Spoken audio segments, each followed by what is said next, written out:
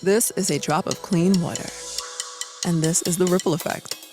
We are Drink Local, Drink Tap, where one person can make big waves when it comes to protecting our planet's fresh water supply, while also providing clean water to every single person on the planet.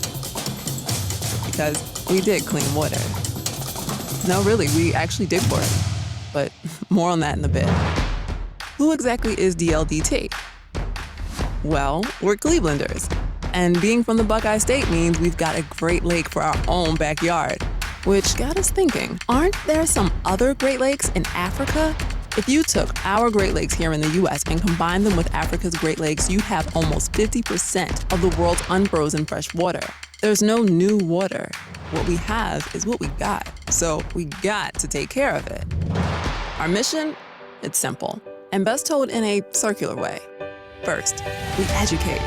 We go into classrooms and communities to help spread the word about preserving our planet's clean water. Next, we engage. We bring people together throughout the year by hosting beach cleanups, fun runs, and all kinds of outdoor activities where we roll up our sleeves to make our water cleaner and accessible for all. Finally, we improve equity. We use the funds and awareness raised at our events to help people access clean water all around the world. For over 10 years, we've been working side by side with our Ugandan team to build safe, sustainable water sources in rural school communities, refugee settlements, and city slums. From beach cleanups to fundraising, our goal is to empower individuals, especially kids, so they're confident they can make a difference. It's not a talking point.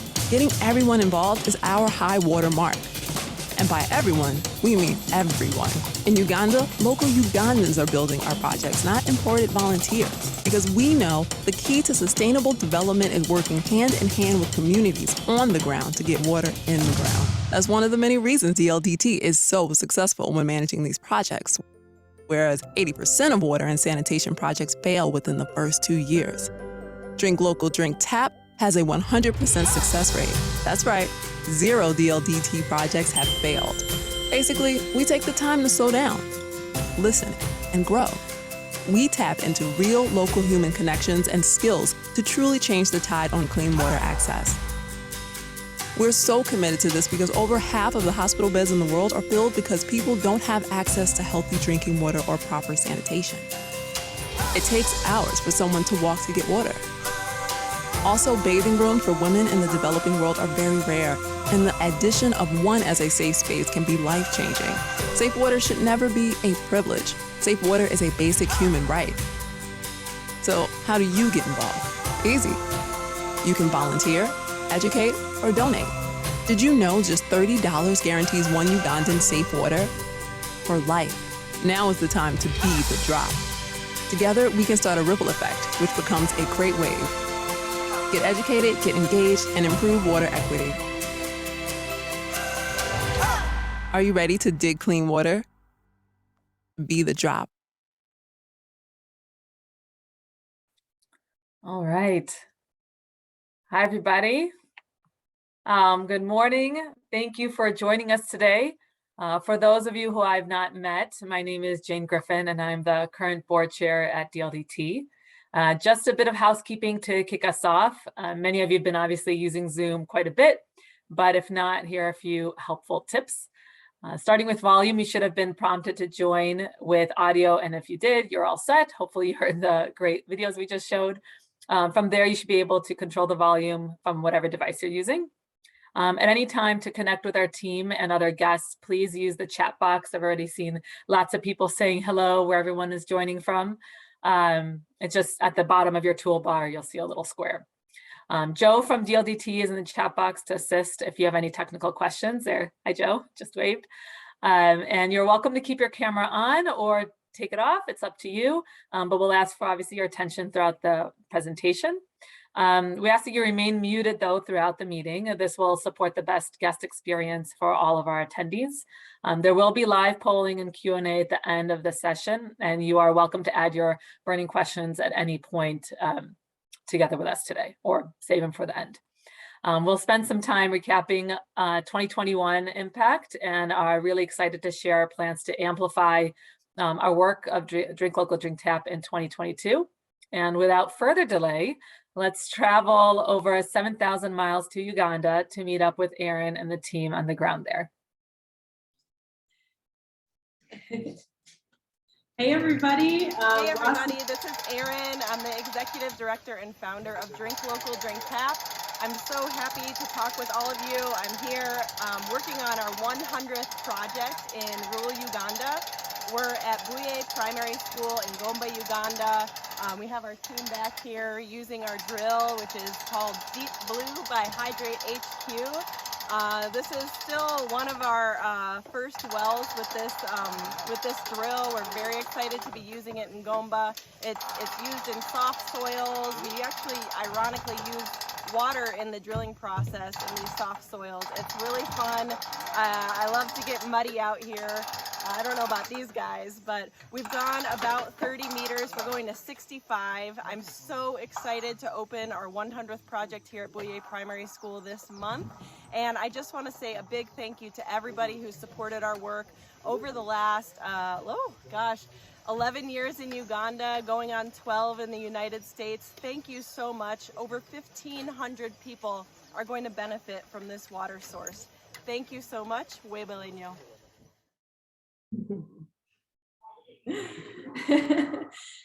Hello everybody, Wasizotia, or good morning to all of you. That's Luganda, what we speak here in the central part of Uganda. The sun is setting here, so you'll see us in our one light bulb room of an office. I'm thrilled to be joining you from Uganda for our second annual meeting. And we have a lot to cover together, but so I think we need to go right to it. Today we'll cover our impact in 2021, our focus of 2022, and exciting updates from Uganda, and our Waves for Change efforts. We'll also have some time at the end for Q&A. This is a quick review of our agenda today, and our 2021 impact report is set to mail in March. So please let us know in the chat box if you would like a copy. And I'm going to highlight a few exciting takeaways from our work last year before I get to the good stuff in 2022. All of these 2021 highlights that I'll be talking about will also be in our annual report. All of this is important, but I'm very excited to tell you about what we're working on in 2022. The last 3 years mark significant strategic and literal milestones for DLDT. In 2020, we celebrated our 10th anniversary, focused on water equity, and we survived COVID-19. We're thankful to have retained all of our staff during this challenging time, which is truly something to celebrate. I'd like to thank our board of directors and staff for being so very strong and helpful when we needed it most, especially me. In 2021, action was the thread that weaves all of our projects and events together in Uganda and in Northeast Ohio. And this year, in 2022, we are going to amplify all that we are doing to educate, to engage, and to support water equity. So when I started thinking about 2022 and its significance to our work, the number 100 kind of crept up on me. Why? Well, this year, we've now completed our 100th project, and it all started from 1 to 100. To think about this was humbling. I reflected on what it's taken to get to this point. The struggles, the learning, the growth, the really hard lessons, to push on and to build and maintain quality and a capable, caring team. And funding, trying to inspire people to help people they will likely never meet. That's not easy. And all of you, including corporate partners, churches, religious institutions, families, schools, and many more, have proven that hearts can in fact open to reduce suffering and help everyone in this world realize the human right to clean water and sanitation. And what's even more special is that our team and I have had a front row seat to the actual change it makes in a community. When clean water happens, when safe toilets happen, health improves, school attendance improves, girls' equality improves, dropouts reduce, poverty is impacted, and so much more. Thank you for believing in and investing in our work. So we've had some exciting staff changes this year, and I'd love to introduce you to some of our team members. Benjamin Jurek started with DLDT in July of last year and has come with the energy, courage, and flexibility and creativity that his position demands. Joe Levin interned with DLDT for almost 2 years and took us to a whole new level on social media with very limited time. She really went above and beyond. Now we're lucky to have Joe as full-time staff, and she's running with her creativity and enthusiasm to ensure we can continue educating and inspiring our followers and partners. And last but not least, Masembe, who is currently running to get my power cord for my laptop, has been testing the waters with our team for a while now and is full-time. His communications and operations background, alongside his strong organizational skills and critical thinking, make him the perfect person to help bring DLDT to the next level, alongside our amazing Ugandan team. Thanks, Erin. And to complement our new staff, we have also had a few new board members join our team over the last year that we'd like to introduce. Gary Bullard, who is a team leader at DuPont, sits on our governance committee. Megan Moore is environmental counsel at Baker Hallstetter and is on our financial development committee. Matt Bennett is a VP of water resources at Shook Construction and is a member of finance committee. And Pembroke Fallon is a finance manager at Union Home Mortgage and is also on the finance committee. Pembroke originally joined DLDT as part of the associate board and also holds the role of associate board liaison. Our new members bring additional expertise to DLDT around environmental law, operations, fiscal responsibility, and water-related construction. We're really incredibly grateful for all of our new and old team members and welcome everyone on this call to visit our website to kind of learn more about anybody. Thanks, Jane. I'd also like to introduce Kizito Johnson, who's been with DLDT since the beginning. He's just one of the amazing team members here in Uganda.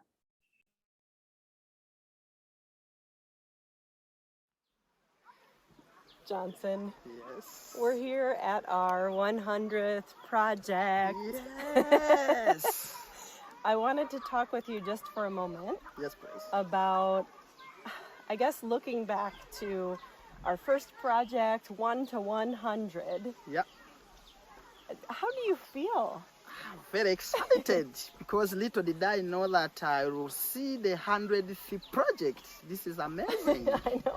Yeah. And you've taught me so much over the last 10 years. It will be 10 years in June 2022 since our first project opened. Yeah. Maybe you have a memory about how things have changed since then. Yeah, I just take an imagination on our first project. You remember we are stuck to access the site. You were very, very active in lifting the drilling log, which gave me courage to work with a younger girl that was very determined to see that we get water. So really, it is amazing that we are at this stage at the 100th project. That is so incredible. I can't believe it. And you've taught me so much over the years, not only in construction of building boreholes and water systems and toilets and bathing areas, and really building and understanding community wherever we work. But you've also taught me some other things. Yeah. What are some of the things that you've taught me? You didn't know how to bathe locally, how we do, so you couldn't scoop water like this, and I was like, please get a bucket, scoop water. If the showers are not working, as you know, we may not have water at some point. Yeah. So I feel good that you learned. Now you are able to help yourself in some situations when we are deep in the villages. Yeah, bathing in Uganda is very different sometimes. Johnson also taught me how to brush my teeth with local sticks. Sure. He taught me how to use a thorn to pick between my teeth. He taught me how to eat with my hands. And you were a good student because you learned how to use our local stick and brush your teeth because we didn't have toothbrush before. Yeah. So that is our local way of cleaning our tooth. We could get a stick, break it, chew it a bit to make it soft, and then you go around and things could work out. Yeah. Well, and thinking back to our projects, I think The first project was, well, let's say more expensive. There were more people involved. And then we learned how to become more efficient. But over the years, we've built standards. And I'm very proud that since project number one, we've always cared about quality and using stainless steel in our boreholes and reinforcement properly all the way top to bottom in our toilets. Yeah. And honestly, just building community and taking time to get to know the people that we work with. Yeah. Because so many people come to other countries and they don't take time to be culturally sensitive. Yeah. And there's so much to learn in the village. For sure, Drink Local, Drink Tap, our projects are user-friendly. Like the line latrines we build, they are user-friendly. We do encourage waterborne, but we don't have water to run the toilets. Right. So by the virtue that we came out with a mind of lining, which is really affordable by each community, it makes our project really look nice, not only nice, but sustainable. Yeah. Yeah. And we've talked a lot about legacy over the years and what type of legacy we want to leave behind. And we want good quality projects that do their job serving communities for decades and decades. When we're old in our rocking chair, these people are still using their water, their toilets. Yeah. Now you and I were both about 10 years older now. I'm even growing gray hair, but very energetic. And I think I can joke about this. No problem. The way we make progress, really, we're two very strong people. Yeah. We're maybe sometimes stubborn. Yeah, but the good thing, But we good. both love what we do. Yeah. That is very important. Doing a job which We you really want. do. We really do. We love the field. We love our job. And I think we have at least 10 more years to make an impact together. Yeah. The challenging moments. The challenging moments is when you hit a dry well, I think, in life. Gosh. No one would laugh to each other. It's so hurting. And it happens once in a while. It's definitely not all rainbows. Over the last 100 projects, between our vehicle breaking down 5 times in the last 2 days, to drilling for water 2-3 times in a location and it's just not there, it happens. And unfortunately, those are the bad days. Yeah. But there are so many good days. I think one of my favorite days is truly not only opening a project or test pumping, but coming back years later and the community is taking care of it. They're still benefiting, and you can see through the health of the community that water has changed everything. So that's what makes me happy. What Not makes only you happy? you, even me, once I go to a project and it's functioning, people are appreciating, definitely I have to be happy. And it is the motive that drives me wherever I'm working at a project to put all of my energies, my brains, to make sure that we do a durable project. Yeah. Well, I just have to say thank you for your mentorship all these years. Thank you, Your Erin. friendship, your family. Yep. And all of you, our family who are watching this video, this work doesn't happen without all of you. So For thank sure. you. Thank you so much. We are very grateful. We did it. Yeah, made it 100 projects. I can't believe it. Yeah. Oh, we enjoyed that video. I hope you did too. So let's get back to 2021. Last year, we released our first book, Make Waves for Change. This is a book that I needed when I was a teen, when I thought I had to solve all of the world's problems alone. And guess what? Well, I don't have to. But 2, teachers are using it in their classrooms. Adults have even been using it, including the CIO of Goodyear. And 100% of the profits are planting fruit trees at Ugandan schools and bringing safe water to one person. Included in our book is one of my many teen superheroes. And who better than a teen to inspire teens? I'd like to introduce you to my 17-year-old friend in Uganda, Leah Namujerwa. Leah is highlighted in our book, and she's a hero to many teens and adults around the world.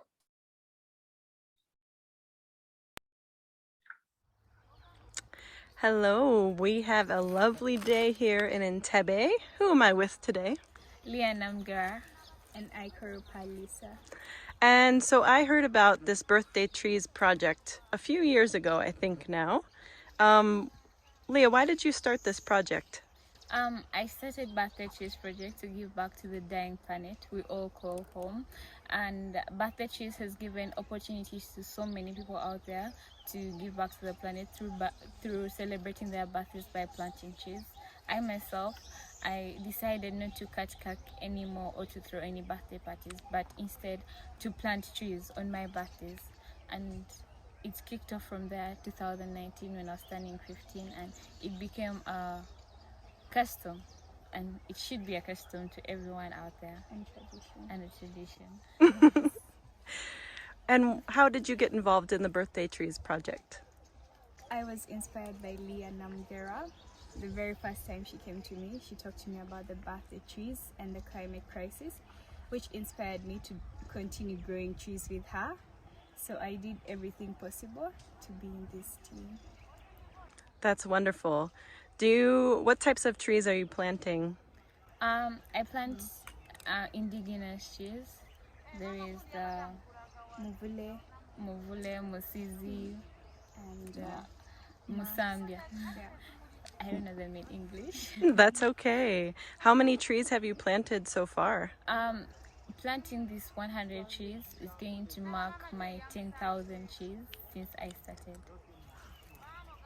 What? Mine, I planted 8 yesterday.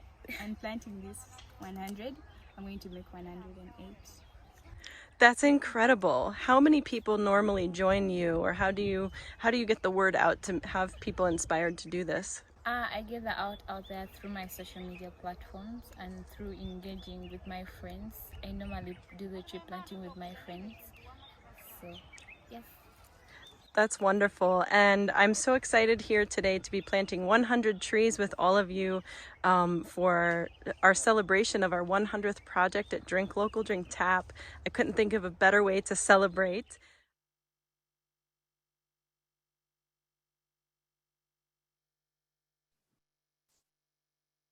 So first of all, Leah just continues to inspire me. I'm very excited. I think this month we're going to be doing a beach cleanup on Lake Victoria here, the second largest freshwater lake in the world. So you'll see more on social media all about that. Now, in 2022, we are amplifying our impact with your help. We're back in person for 4 Miles for Water on June 11th in Cleveland on the flat East Bank.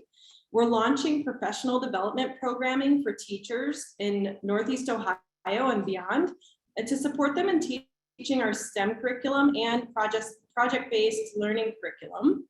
We're finishing free downloadable action kits for students, teachers, and the general public to have their own guides on how to take action in their communities to make them more sustainable and environmentally safe, and to improve water equity. And we're creating supporting teaching materials for our new book as well. And last but not least, we're aiming to build a record number of water and sanitation projects in Uganda this year. I think we could even try to help 100,000 people by the end of 2025. Will you join us? I'll join you, Erin. I'm all in for stretch goals. So thank you, Erin, for your inspiring updates and aspirations. At this point, we'd like to open up for some questions. So please feel free to add your questions directly into the chat box, and we'll do our best to get through as many as we can. But to get us going, we had a few poll questions we wanted to ask of everybody today. So can we, there we go, poll number 1. So who does DLDT partner with a local water equity and advocacy work? So if everyone could go ahead and select your answer.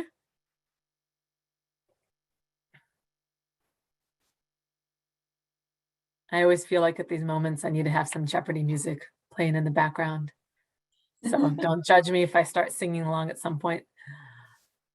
Okay, it looks like we're officially over 40, and it seems to be very consistent. I'm gonna end the poll. All right, does everyone see the result? Head nod. Yeah, okay.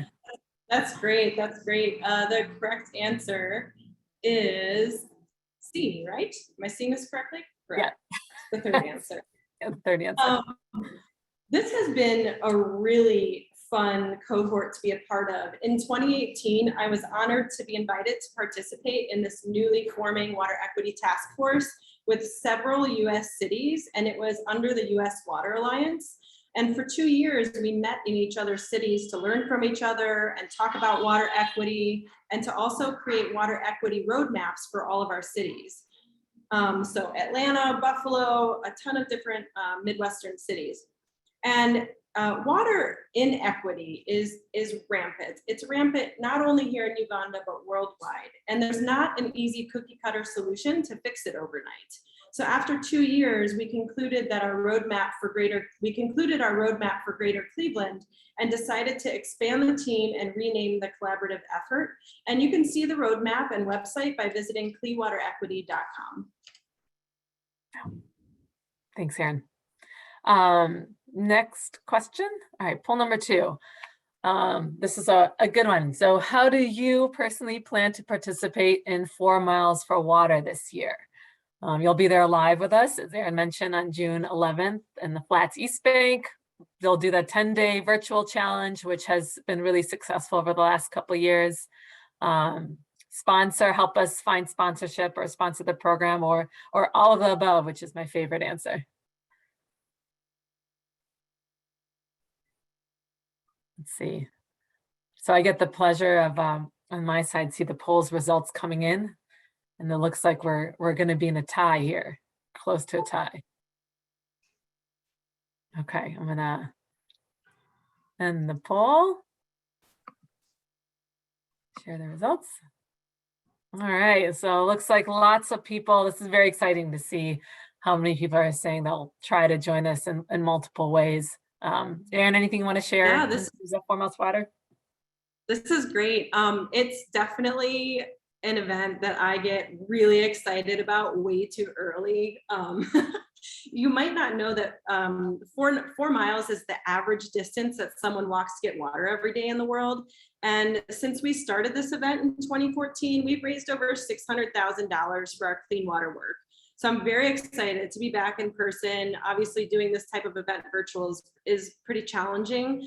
And I'd love to talk with you about starting a team or sponsoring the event. 4 Miles for Water supports both our local and global work. So I hope to see you there. I hope to see you start a team. It's so much fun, and I'm excited to be back in person. Yeah, I'm excited. It's yeah, that's all I'm going to add, that I'm excited for it as well. Okay, next question. Number 3, this is a little bit of a hard one, so we'll see. What is not one of the top 3 picked items at a beach cleanup? And I'll throw in there excluding cigarette tips, because everyone knows that's the number one thing that we find. But so a different way to phrase it, what's the least common thing out of this list of items?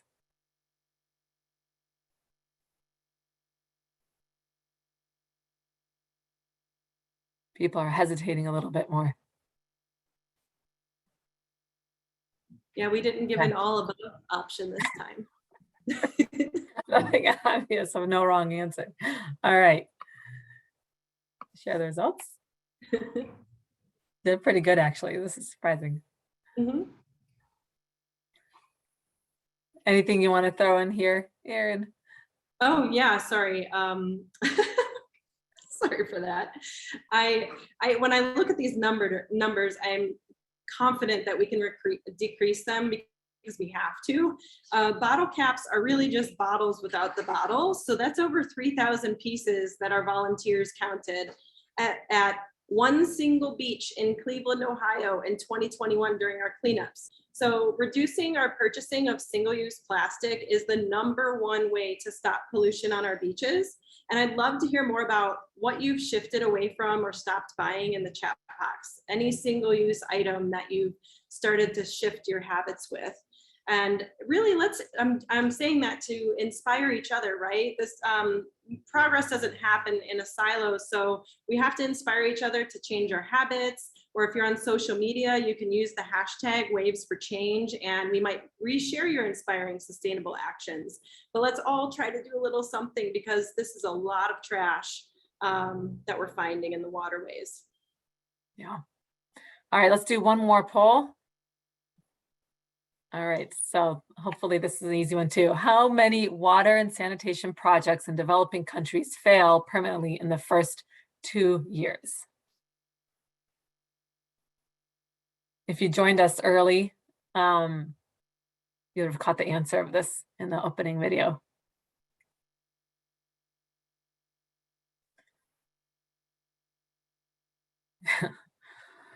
Surprising, so far no one has voted none. They all work forever. Okay. Yeah, so this one is good. Good job, everybody. Everyone knows, or almost everyone knew the right answer here. That 80%, right? It's crazy. Every time I'm still thinking about that. I'm very, very proud of this audience. When I first came to East Africa in 2011, I had no idea that I'd be sitting here 10 years later talking about building 100 water and sanitation projects. We started by helping just one village and school after learning about the massive failures in water and sanitation aid and development aid. So I knew that I could figure out how to help in a more sustainable way. Now with 100 projects, we have a 100% functioning rate, because our people-centered approach is critical to sustainable development. And just a little bit more of investment in time with Noah and Masembe and Johnson monitoring in the field, a little bit of money, having a working vehicle, using Make Sense technology. All of this has proven to be really effective, and I'm proud of our team for making it all happen. Yeah, that's really exciting. Okay, so now, well, that's the end of the pop quiz. So thank you, everybody. But let's take a few questions. So I'm just taking a scan through the chat box. Erin, so there's one over here. Can you share a bit more in terms of what's our go forward kind of strategy for WaveMaker to continue growing there? Sure, no problem. And Ben, if you have anything to add, please do in the chat box, because I know you have a big job. So we're focusing on increasing our reach and capacity nationally through the digital platform. So lesson plan books, our book, and it's supporting guides for teachers, doing all of this while continuing to drive further connections with local schools in person. Ben physically visits schools in person, and we want to see that grow. This is our first time having a full-time education program manager. And please feel free to share with Ben in the chat box any educator contacts that you have anywhere in the world, in the US, in Ohio, in Northeast Ohio, because we can visit virtually or in person. And we're also creating professional development for educators. We're launching our first session on February 18th with Cleveland Metropolitan School District. Very excited for this. Ben, great job. Producing action kits, which are going to be free guides available on our website, again, for the general public, students and teachers, supporting materials for our book. And finally, we wanted to do this before COVID, but then COVID. So we're hosting our first beach days events dedicated for schools. We get so many requests to do individual beach cleanups all the time, and Russa always tries to make it all happen. But now we're going to amplify that and really create very special days where schools can work with each other to clean up our beach. Yeah. Oh, thanks, Erin. So here's another good one. This is one that always I try to help with, but what are our biggest challenges and investment needs kind of in the near future? Oh, this is a big question. Yeah. So when I think about this, I always think back before I go forward. So last year, we made a significant investment in our own drill. Deep Blue by Hydrate HQ is its name. And now really we need more flexibility in Uganda to scale our operations, which means needing a second vehicle. We're very busy in the field. That means, the drilling team needs to be here. We're building a toilet here. The monitoring team needs to be doing its thing. And we really can't move without that. We also want to get our drill working regularly year round so that we can realize its fullest potential. Currently in the other room right now in our office, it's packed up sitting there. We just finished drilling 3 wells, and until we fund more, it's not collecting, well, it is collecting Ugandan dust, but we want to see it working in the field all the time because it has so much potential. It saves us money on each well, and really when we can fund multiple wells at once, the logistics are so much easier and the cost savings happens more and more. And lastly, we need general funds for capacity building, both in Northeast Ohio and Uganda. So you heard all of the things that we're doing with our Wavemaker programming. Our poor Ben can't handle it all. So we need more staffing capacity to help him grow that programming. So for me, these are all really exciting growing pains, and there's so much potential, but it's very chicken or egg in nature when you're working with a smaller nonprofit. So increased education programming in Uganda and operations capacity in Northeast Ohio, and in Uganda, an expanded WASH field team for monitoring, project planning, evaluation, community liaisons, and project management. That's a mouthful. Just a few things. Just a few things, right? Just a few minor things. No big deal. It's people, right? We need people to move these things forward. The people, yeah, that's who does all this. So, so here's another really good one. So do you develop local advocates and partners in villages, or how do you ensure sustainment of projects, right? Can we share a little bit more about that? Sure, no problem. So we really take our time getting to know a community before we build a project. We have internal processes that we've developed ourselves that we follow. We understand that, you know, over the years, we've developed our own red flags and green flags for partnerships and communities. And so it's a lot based on feel and human connections and relationship building at first. But then also you have to look at the science and technology and that construction side of things. And so really that's also tricky. Sorry, I'm not answering your question. Getting back to how the community manages the projects. So they start a WASH savings account. They start a gender balanced WASH committee. So WASH stands for water, sanitation, and hygiene. And through this, they set up a plan to collect funds for, let's say the project's at a school. Every term, each family will give a certain amount of money to put in the pot. Part of the pot, that money goes to buying soap and toilet tissue and other things, but the other side goes to our preventative maintenance program. So once or twice a year, we're at these projects doing small fixes and upkeep. And the community has to contribute to that so that we can move forward and not have broken down projects. Did that answer the question? I think so. So we're always happy to kind of, you know, go back if anybody wants to understand in a more deep way. We're happy kind of to share that further. So there's been a couple related questions. Can you maybe share, you know, it's really exciting that we got to this 100th project, but what are some more immediate kind of next goals that we're looking to surpass across DLDT? Well, I will remind Jane and the rest of our board and staff that I would like to try to reach 100,000 people with clean water by the end of 2025. So let's get to it. But to reach 100,000 people, we'll need to execute a few larger scale projects that are much harder to fund at once.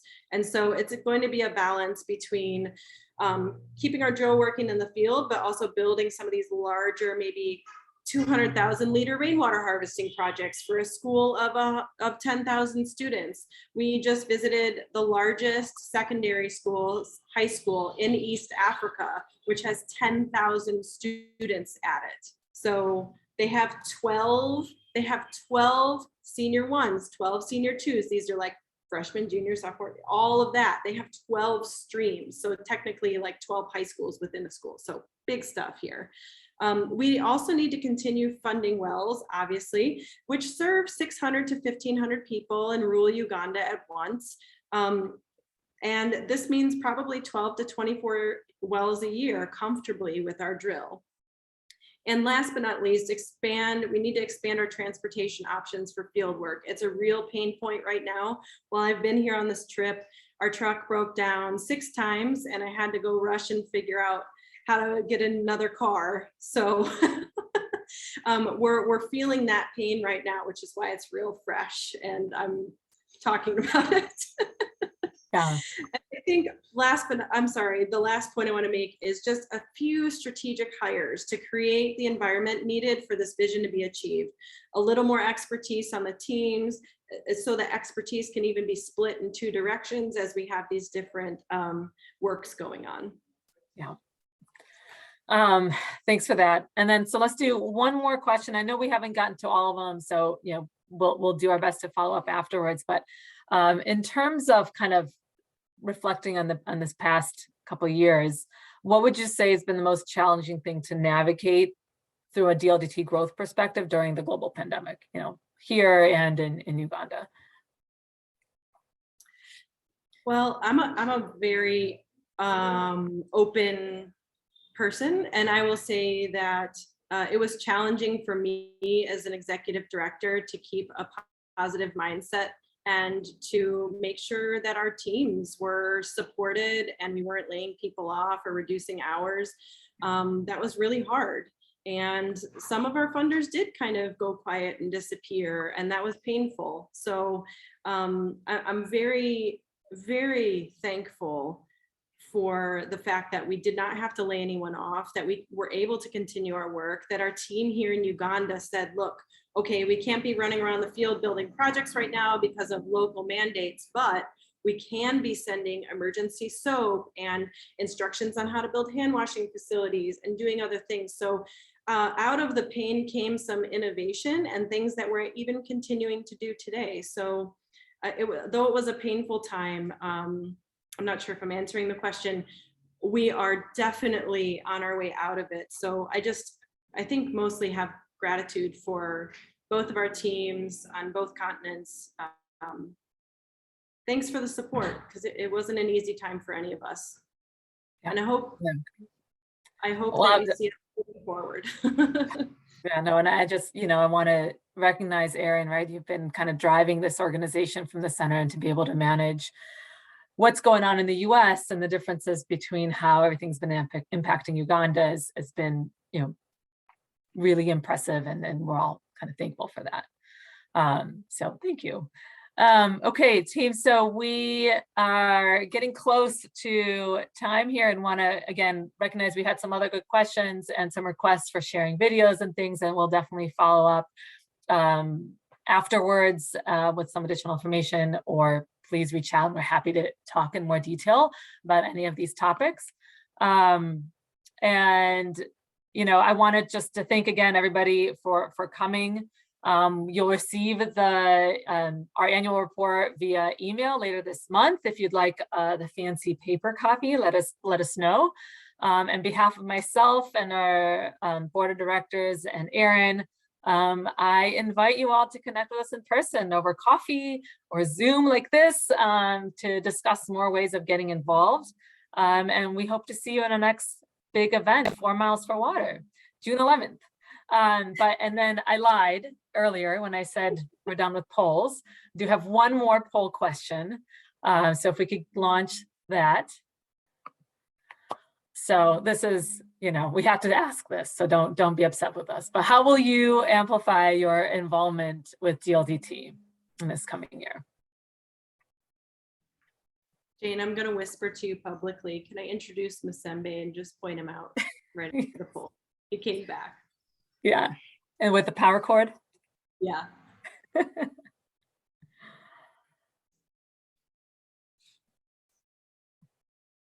All right, yeah, so lots of opportunity to help us grow our donations, attend an event, we're always willing to have coffee or lunch outside, inside.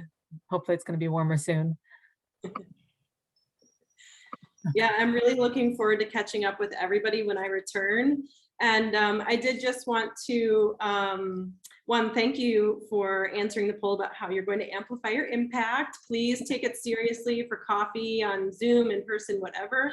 I did just want to one more time say thank you to the team that's with me here in Uganda today. Masembe Mohammed here, adding new capacity to our team this year, life-changing stuff.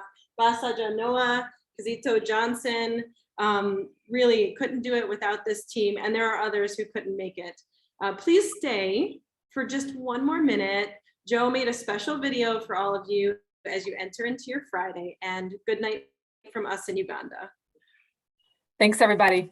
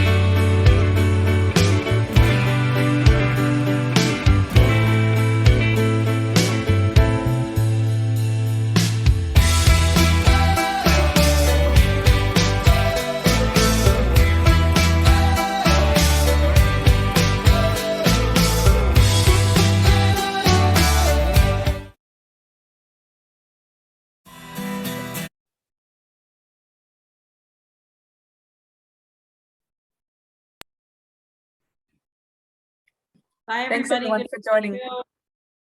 Bye. Bye, Bud. Bye, Dom, Matt, Mom and Dad, my husband.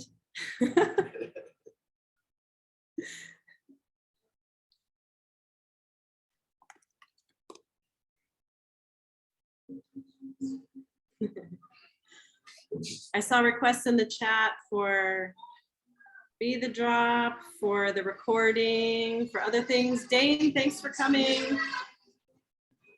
Mark, we miss you in Uganda. Come back. Christine.